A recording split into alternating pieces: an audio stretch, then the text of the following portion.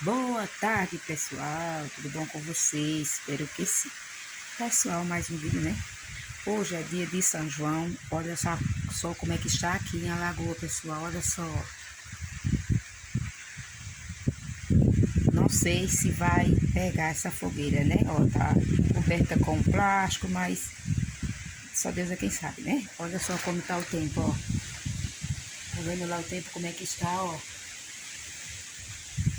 Se à noite ou de tardezinha, né? Der um solzinho e essa lenha secar, na verdade, que ela tá ainda meio úmida, né? Pode ser que a fogueira pegue, mas se não, acho meio difícil, né? E aí, pessoal, como é que vai ser o São João de vocês aí? O meu vai ser em casa mesmo. Vou passar em casa mesmo, né?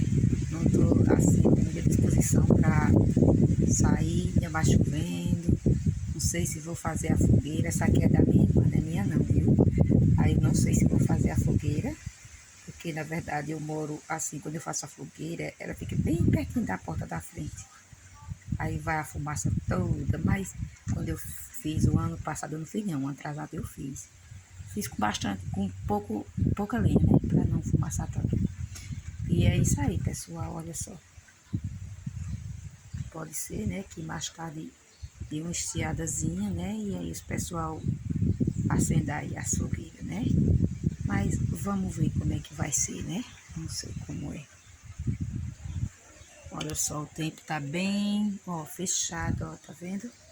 Fechado mesmo.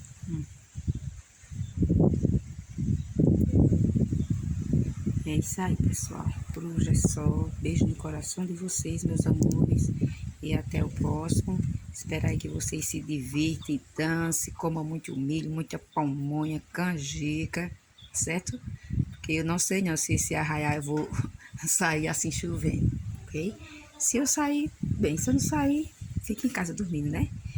E até o próximo. Tchau. Beijo no coração de vocês. Um ótimo São João para todos.